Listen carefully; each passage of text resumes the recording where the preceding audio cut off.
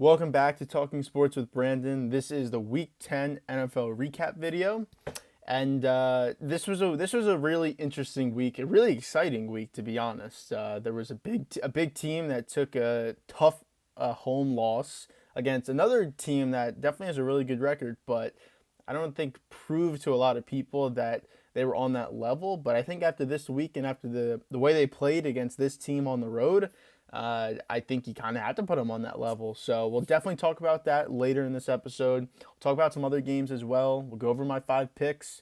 Yeah, it was a really good week though in the NFL for Week 10. So we'll start with my 5 picks. So we'll go first. We'll start with the Germany game, not the London game, the Germany game. First ever, at least a regular season game. Maybe there's been a preseason game or an exhibition game, but first ever regular season NFL game in Germany. So pretty cool. Seahawks, Bucks. This one, when I picked this game, I told you I've been riding the Seahawks. I felt confident in them. They'd always kind of got my back the last couple times I picked them. This one obviously did not work out that way. The Bucks won 21-16. It was really never close. It was a lot. The score really wasn't indicative of what the game really looked like. The Seahawks had nothing working for them. The Bucks really made one big mistake that allowed the Seahawks to get back in the game. So this game was 21-3. It was 14-0. It was 14-3. It was 21-3 Bucks. Like it was a really controllable game for Tampa Bay. Again, they probably should have blown them out, but they don't have that much of an offense, even though the offense was definitely clicking in this one. But they still did end up getting the win. Obviously, I had Seahawks plus 2.5. They lost by 5, so clearly didn't cover. So that's 0-1 for the week. But just talking about this game, so I said the offense got going. They had the Bucks, the worst rushing team in NFL history. That's a fact. And this game, they had 44 rushes for 161 yards. So, 161 looks good, and that is easily their best performance since week 1 against Dallas when they had like 130, I think it was, 140. But it was still only 3.7 yards per carry. So it's not like they averaged 6 yards a carry and they were just, every single time they run the ball, it's at least 2nd and 5, 2nd and 6, 2nd and 3. It wasn't really like that. It was more just they just kept running it. Hey, if you stick with the run, you're going to get yards. If you run it 40 plus times in a game, you're going to at least get like 140 yards, 150 yards. That's how it works. You're gonna bust one for a big run. Every time you run it, you're almost always gonna get at least 2 yards.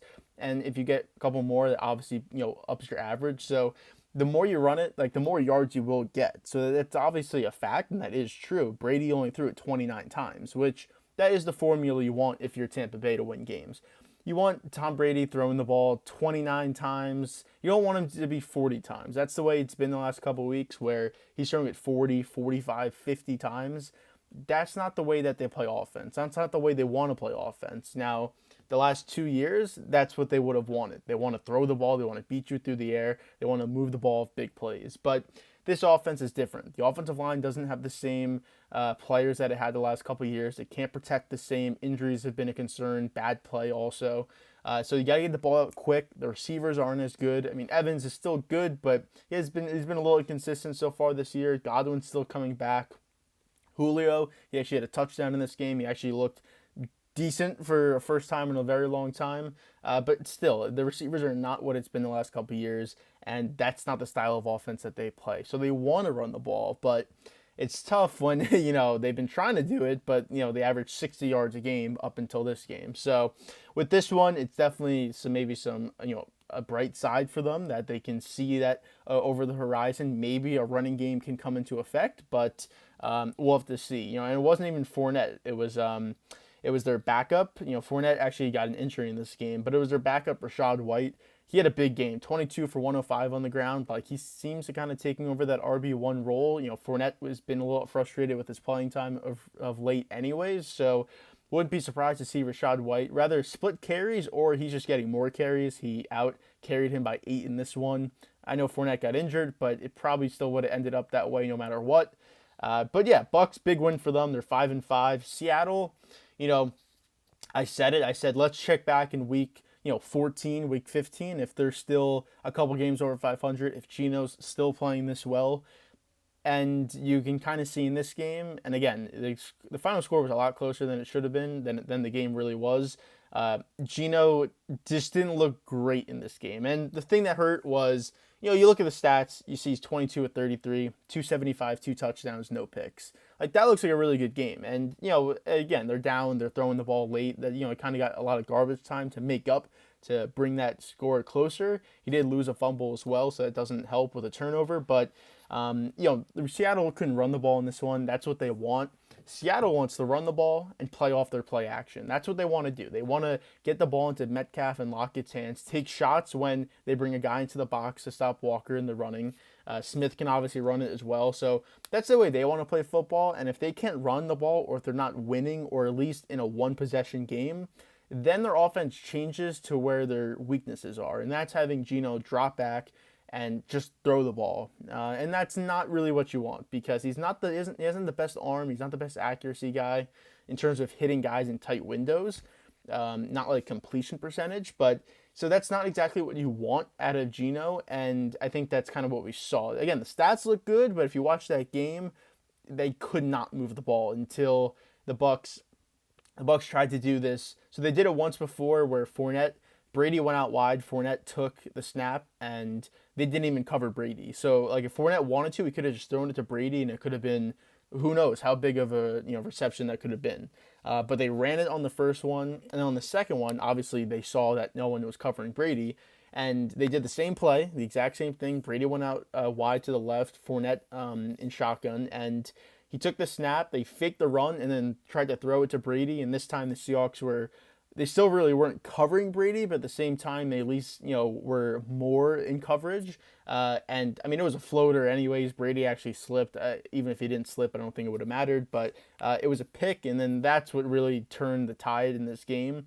The Bucs were actually driving. I think they were already past midfield at that point, or right at midfield. So they could have possibly got another field goal, touchdown, who knows.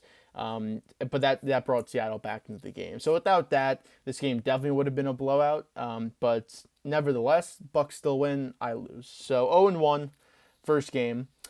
Browns, Dolphins, second game. I mean, I could not have picked this any more correctly if I wanted to.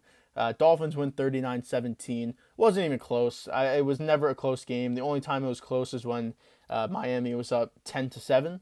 I guess it was 7-7. They made it 10-7, and then it was 17-7. It was never close after that. This final score, like I said, 39-17. Tua, I mean, again, as someone who was not, I wouldn't say hater of Tua, but just not a fan, and someone who obviously, and I still do, I still like Herbert better. I think if Herbert had better offensive schemes for him and the offensive line was playing better, I think, yeah, and the injuries are definitely a concern. Keenan Allen's played, 2.5 games so far this season. Mike Williams has missed a couple of games as well. So I think injuries have hurt, I think injuries have hurt Herbert in terms of how his numbers look. But if you watch Herbert's games, even if they lose or he doesn't play amazing, like, he's making incredible throws. He's making great plays with his arm. He's doing everything he can for that team to win. And he's doing a pretty good job of it because they are 5-4. They did lose this week, but he's done a pretty good job with and he's been injured as well. He had a ribcage injury for a couple weeks. So, but back to the Dolphins. Tua is still undefeated in every game he starts and finishes this season. I've said the last couple weeks, going back to last season, he hasn't lost a game that he started in a long time. Really, it's been a long time since he lost a game that he's finished and started. But yeah, this was not even close. I mean, the only thing that the Browns could have hoped for was the run game. It really didn't come to fruition, despite except for one Nick Chubb 33-yard touchdown. Despite that, he was 10 carries for 30 yards. So he really didn't do anything on the ground. They finished with 112 on the ground, but again, it was really just the one run, the 33-yard run from Chubb. Brissett wasn't bad, but they don't have the offense to keep up with Miami. Like, the only way they were staying in this game is if they forced turnovers or the run game could just kill clock and score touchdowns for you. And neither of those happened, so there was no way that Brissett was going to go, pass for pass with Tua and keep up with the Dolphins offense. So Tua, great game, like I said, 285, 3 touchdowns, no sacks, no picks. Jeff Wilson, that's a great addition for them, and it made so much sense at the deadline. I think I talked about it, but comes from San Francisco. McDaniel's from San Francisco. With them getting Christian McCaffrey, obviously there was no role for Wilson there. bring him down here, get him with Mostert. That's a great 1-2 punch. Mostert obviously is more injury prone, so he'll probably get injured at some point, but for the time being, he's healthy. They can both catch it out of the backfield. They can run it. McDaniel's obviously great with running schemes and running formations. They know how to get holes open for their running backs. And that was the thing that was kind of taking them down a little bit earlier this season was they didn't really have a running attack with Chase Edmonds. Now they do. With Mostert and with Wilson in the backfield, they have a running attack. Wilson was 17 of 119 and a touchdown in this one. They ran for almost 200 yards on the ground. Hill and Waddle didn't even really do anything this game, and they still put up almost 40 points. So that just shows you how dynamic and explosive this offense is. Hill and Waddle were, Waddle was 4 for 66, and Hill was 5 for 44 and a touchdown. And they still put up 39, still won by 3 touchdowns. That's a scary team. That's a team you do not want to play in the playoffs. Whoever has to play them in the first round, whoever it's going to be in the AFC, it's going to be scary. And right now, they're leading the AFC East. I would not want to play this team. They can score in every single way possible. The only question is if their defense can make stops for them. And so far, they've been doing a good enough job with Tua back there. And I guess another question, concern is, can Tua stay healthy? You would assume that he would be able to, but you don't know. It's not just a concussion. He's had a lot of injuries in his career, whether it's the hip or the knee or the ankle. He's had a lot of injuries. So, but with them healthy, that's a very scary team. But that was my first one of the week, 1-1. Vikings Bills. This was the game I kind of talked about and hinted at the first minute of this podcast. But I had Vikings, and look, I'll just say I had Vikings plus 3.5. When I made this pick, I think it was last Thursday. I was assuming Josh Allen wasn't going to play. And again, we didn't know that much as the public in terms of what the injury really was. We knew it was a UCL injury, and we knew possibly he wouldn't be able to play this week. It turns out that it was a UCL injury, yes, but it wasn't bad. It wasn't like the injury was basically the doctors, they reassured him that he could play this week, and he couldn't do anything to hurt it more in terms of just throwing the ball and playing football.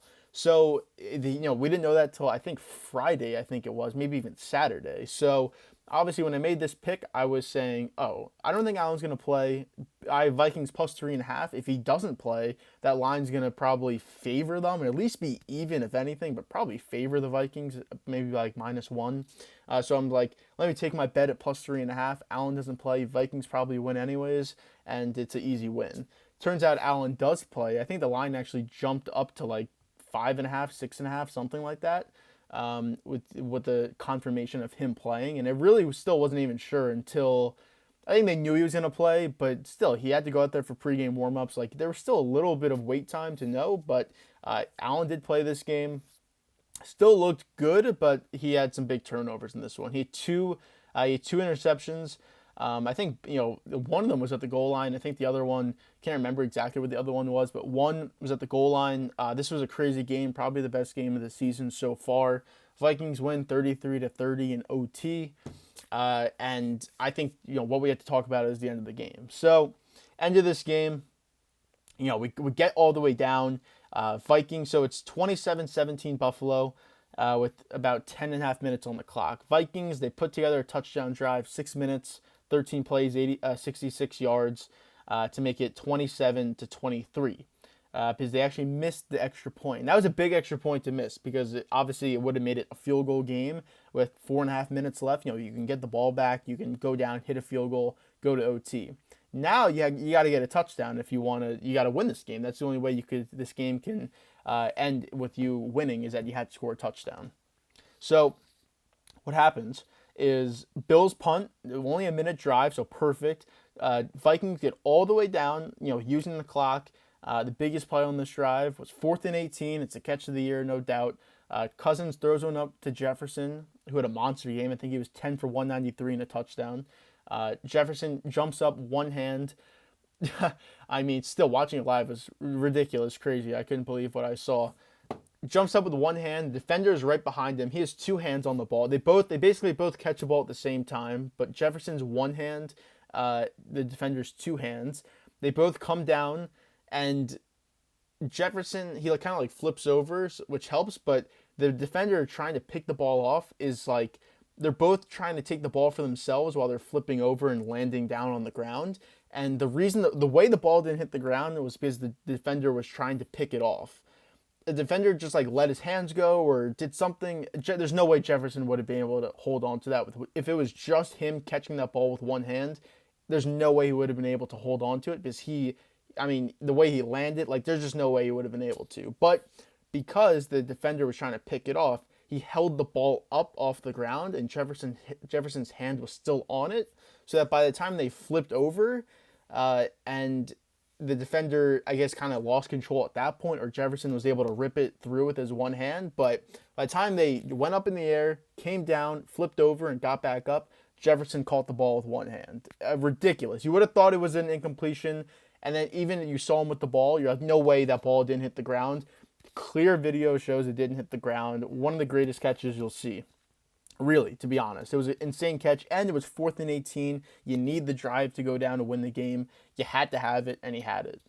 So that was that play. It was for 32 yards. Rest of that drive, they go down the field. They get all the way to the Buffalo 3-yard line, 1st and goal. Go -3 yards with Kirk Cousins. He slipped. This happened twice in this game where the guard stepped on his foot. So who knows what that play could have been, but you lose 3 yards now. So you're 2nd and 6 at the 6-yard line. It was incomplete to Jefferson. Then 3rd and 6, he goes touchdown to Jefferson, but it turns out he was just short at the half-inch line. They had to review it, so it's 4th and goal at the Buffalo 1, but really the half-inch. And they go Kirk Cousins QB sneak. Looks like he got it, but then at the same time, they call it short on the field. There's not enough evidence to overturn it. It was tough. I don't know if he did get it. It just looked like he did, but you never saw clear evidence that he fully did get over the line. So they turn it over, 4th and goal, right there at the, they turn it over right there. 4th and goal, 50 seconds left in the game, 27-23. You think game's over. The Bills, next play, fumble the snap. They're trying to go QB sneak to get some extra yards to end the game. The Vikings, I believe, still had. I think they still had a timeout. I can't exactly remember. I do believe they had at least one timeout. But they try to go QB sneak, and on the exchange from center to Josh Allen, they fumble in the end zone. Vikings recover touchdown. I mean, you really couldn't make that up. With 40 seconds left, this is happening. So Vikings are up 30-27. Again, that extra point was big because it could have been 31-27, which means the Bills would have needed a touchdown, but instead they just need a field goal, and they do just that. They go down the field, 40 seconds, no timeouts, and they get a field goal. They get all the way down to the 11-yard line, actually. So there's only 2 seconds on the clock at that point. Obviously, if they had timeouts, if there was more time, possibly they could have went for an end zone, but they go for the field goal, obviously the right play, with 2 seconds left, and send to OT. In OT, Vikings go down the field. They get a field goal, so they do get points, not a touchdown, but they do get points. So it obviously forces the Bills to go down and at least kick a field goal to keep the game going or score a touchdown and win it. So we get all the way down to 1minute, 12 seconds left in the game. Bills, they're at the Minnesota 20-yard line. They're in field goal range, and Josh Allen throws a pick. That's, both to Patrick Peterson, the goal line pick, and this one, both in the red zone. But this one, you're in field goal range. You can't make stupid decisions. You got to be smart with the ball there. You're at least ending this game. Rather, there's more time on the clock, but there's still a minute left, or you're just going to end up in a tie, which at that point you'd probably just take. With all the weird things that have happened throughout that game, you'd probably take a tie. Instead, you lose the game. Bills are 6-3. Vikings are 8-1. Again, they didn't really prove to me before this game that they were a true contender. I still really don't believe they are, but at the same time, in the NFC, I don't know who else really is. So I'm at 8-1 with a huge win on the road against the Bills. Tough environment, tough weather too. It was kind of like snowing / raining, cold, windy. That was a big win for them. So that even with Josh Allen still playing, I still won my pick. Obviously, they won the game. At one point, I was mad because when they missed an extra point, it was 27-23. I was like, all right, well, if they are going to lose this game, you might as well have just made the extra point because now I'm going to lose the bet. Because it was obviously, I had them plus 3.5 and the score was 27-23, but it turned out they won. So it worked out. So 2-1. Next 2 games though. Well, the next one, Dallas, Cowboys at Packers. I had Cowboys minus 4.5. This reaction, you could check out the entire reaction of this game for the Cowboys video, which will be up after this one, probably the day after. So check that out for my reaction to the game. I'll just do a quick review, just a quick kind of just talking about it. But Cowboys are up 28-14 going into the fourth quarter. No excuse not to win this game, especially one, me being a Cowboys fan, just winning it, but also covering the 4.5. I mean, you're up 14 points going into the fourth quarter, and they turn out to lose in OT 31-28. So again, check out the full reaction on the Cowboys video, but just inexcusable, terrible in terms of Cowboys fan and then Cowboys pick. Inexcusable to lose to a team like this that can barely move the ball, and of course, they move the ball against the Cowboys. I think I said it when I made this pick. Like the Packers will put up points in this game, and it'll be because it's the Cowboys that they're playing. Whatever it is, Rodgers owns us. I said it. I remember saying that, and of course it came true. So again, see the full reaction there, but that was a loss. So 2-2 on the week. Move to the Sunday night game. Tough beat right here. Final score 22-16 49ers. I had Niners -7, so obviously it didn't hit. This was a big field goal kind of game, back and forth. It was kind of an ugly, sloppy game, to be honest. But, it's 19-16. It's 19-16, and the Chargers had the ball. And they had to go down and kick a field goal. And all it was is, so they get the ball back at the 1 yard line. They have the ball at the 1 yard line, and with 2 minutes left. They go incompletion, third and 10. They go 7 yards. So 4th and 3 at their 8 yard line with a minute 21 seconds left. I'm not sure. I don't think they had a timeout. Maybe they had one, but I don't think they did. So they had to go for it.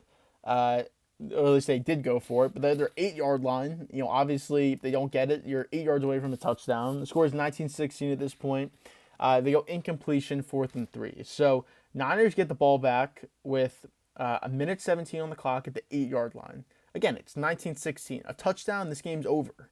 It's a 10-point game if you get a touchdown. So and there's a minute left on the clock. There's no way they're gonna go down and to pull off some miracle. I'm sorry, they're not.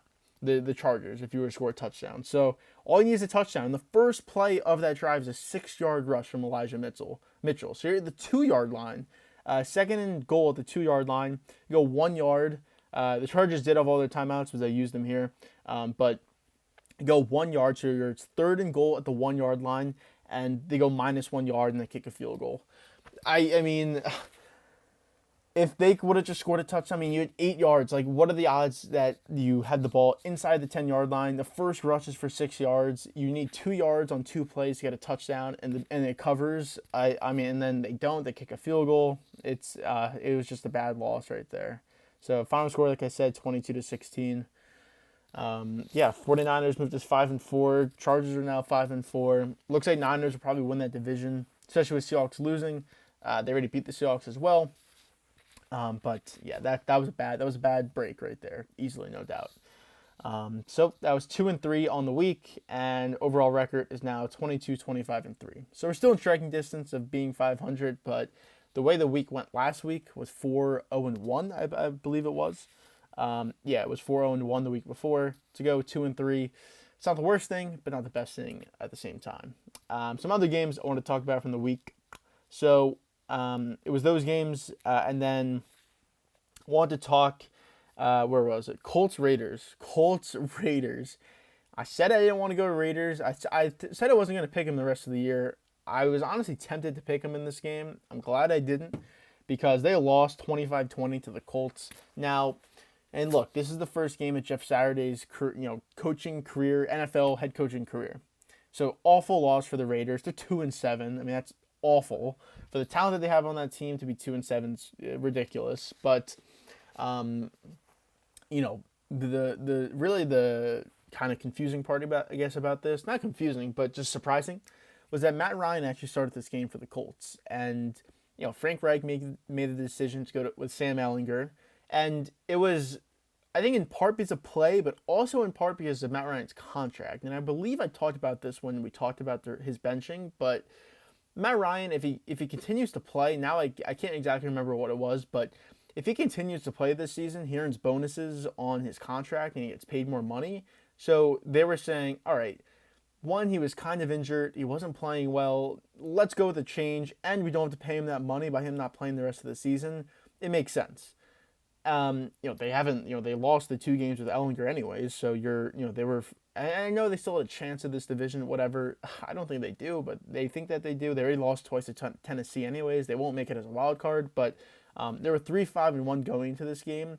And it was reported that Matt Ryan was practicing this week, but you never thought he was going to start because Saturday did say that Ellinger was their starter anyways. And again, the contract, you don't want the incentives to kick in with him playing. But really, I didn't see any reports about this. Like when I turned the game on, I just saw Matt Ryan was starting. I was very confused because I never saw one report saying that Matt Ryan was going to start this game. And it turned out to be the right decision if you want to win games because Matt Ryan, he played a really good game. I mean, 222 through the air, 1 touchdown. He had a big run as well. He did like a 40-yard run. Jonathan Taylor, he played this game, 22 for 147. He had a big 66-yard touchdown. So, like, the offense looked a lot better in this one. I think it makes sense. One, coaching changed, whole structural thing changes, kind of some new mojo in that locker room. I think that helps as well. But having Matt Ryan, 21 to 28, he looked more efficient out there. The offensive line was blocking, only 1 sack against him. That's what you want. He didn't fumble as well. That was obviously a big issue for him. More, the picks were big, but the fumbles were a lot bigger. But they looked like a more competent team. The defense is still good. They still have some injuries. Shaq Leonard's out for the rest of the season. But they still have a pretty good defense out there. But the Raiders, come on. How do you lose this game? How do you, at home, you lose this game? Like I said, you're 2-7. I thought they were the 3rd best team in this division. I guess technically they kind of could be because the Broncos are that bad too. But I didn't think they'd make the playoffs, but I didn't think they'd be this bad. They've been really bad. And now Waller's basically out for the season. I think he's on IR now, so it's not out for the season, but he would have played in only a handful of games this season. Renfro's also on the IR as well. He didn't play that much this season. I think I saw something like their big 4, Jacobs, Adams, Renfro, Waller, have only played a combined 40 snaps together on the field. So yeah, that's obviously a reason as to why you are 2-7 is because your big 4 offensive weapons haven't been at the field at the same time for, again, only 40 plays this season. But at the same time, the coaching's not good. The defense is terrible. Again, Chandler Jones, no production from him. I said it. I've been saying it. Nothing from him. I think he has half a sack this season. I think that's all he has. So yeah, who knows? Is McDaniels going to get fired? I don't think so. But if they finish 3-14, which I don't think they will, but who knows? Who knows that he might get fired? But a terrible loss for them. Big injury report. Rams, Cooper Kupp out. Well, I wouldn't say out for the season, but he's on IR. And I would like to bet that he's going to be out for this season. One, because the Rams season is lost. They lost to the Cardinals, and this was such a bad game because Kyler Murray didn't play and Matthew Stafford didn't play. So you have 2 backups and Colt McCoy and Wofford going at each other. Wolford. Who wants to watch that in the first place? And even if the both starters were playing, it's still 2 really bad teams playing against each other anyways. But yeah, Kupp, he hurt his ankle. He got hit low. He already had an ankle injury. Could play through it though. But then in this game, he got hit low. It wasn't like an illegal hit or anything. He kind of just got hit in a weird position. Ankle, you could tell as soon as it happened. You knew it wasn't good. You were just hoping it wasn't bad. It's not the worst thing, but it's not the best thing, obviously, with him being on IR. In 4 weeks' time, they're 3-6. How much better will they be? They really don't have a shot for the playoffs anyways. You might as well just hold him out and not risk any further injury to his ankle, but we'll see when that comes in about a month. But yeah, him out for the season, or out for the next 4 games, they really were a bad team. He was their entire offense anyways. There's no way they can win games without him. They can barely move the ball anyways. There's no way they can move the ball without him. But yeah, that's a really bad loss for them. Despite him leaving, he didn't leave early in the game. I think it was definitely second half. But yeah, that's the Rams. They're no first round picks, not a lot of money to spend. Hey, you risk it all for a championship. You won the championship, but now you see the consequences of it. They probably didn't think it'd be this year they'd see the consequence. Probably earliest next year, and probably they were hoping for the year after that. But Hey, you have no first round picks for all these years and the years coming up. It comes up is when guys get injured and guys leave, you don't have first round talents to replace them. And look, you can get guys in the third round and the fourth round who could come in and be solid starters, but without those first round talents, being on your roster and helping you when guys get injured or stepping into a starting role from camp, it plays a big factor into what your team's going to look like for the rest of that season. And we're seeing the dividends of going all in for a championship. And again, they won it. You got to give them credit for it. But now you're seeing that these next couple years are going to be very bad for the LA Rams, no doubt. But that was the big injury report. And then for the last undefeated team, Monday Night Football, they are no longer undefeated. They lose 32-21 to Washington. I'm talking about the Eagles, obviously. Washington's 5-5. Eagles are 8-1. Yeah, bad loss. I mean, no doubt. I mean, the way their schedule looked and the way that they're playing, you could have thought they could have went undefeated for at least a couple more weeks, if not, even more than that. But yeah, to lose this game at home Monday night against Washington. And what have I been saying? When Taylor Heinicke starts, Washington's a better football team. Is he like a great quarterback? No. Like if he were to go to a different team, some team would pay him a lot of money to be their quarterback. He probably wouldn't be that good. But for some reason with Washington, every single time he plays, they're in the game, they're competitive, they're winning games against better opponents. Like there's just something about him. Now Wentz is coming back, I think for this next game, and the question is, do you stick with Heinicke or do you go to Wentz? I think if they would have lost this game and they didn't look that great, yeah, you go back to Wentz. They won this game. They looked pretty good. I mean, they were stopping the Eagles. The Eagles offense, they scored 14 points in the first quarter. Rest of the game, or the next two quarters, 0 points. And then they scored a late touchdown. Well, I guess they scored an early touchdown to make it 23-21 Washington in the fourth quarter. But that was it. That's all they did. No drives had any volume or magnitude to them. They were just very stale, 3 and outs, just not looking like a good football team. Heinicke didn't play like amazing in this game, but he did what he had to do as a quarterback for this team and led them to a victory. That's all you can really ask for. So huge win for them. Philadelphia 8-1 doesn't hurt them that much because you can't really expect to go undefeated throughout the season, but this probably wasn't the game you were expecting to lose, but they're still the number 1 seed. With Dallas losing, if Dallas was 7-2 and Philadelphia was now 8-1, could have made a big difference. But with Dallas losing, it's not the worst thing. But yeah, that's I guess Minnesota. They already beat Minnesota, so they're still the 1 seed because they're both 8-1. But yeah, that was the last game of the week, and obviously a big upset there. So that's it for this episode, week 10. There's a couple other games throughout the week, but yeah, definitely check out the Cowboys video. That'll be up probably the day after this one comes out, and then definitely make sure to check out the preview video for week 11, where it's going to be Thanksgiving week, or next week is going to be Thanksgiving week, so it's coming up on Thanksgiving. Still some really good games in week 11, so definitely check out that video for the picks and also just talking about the week.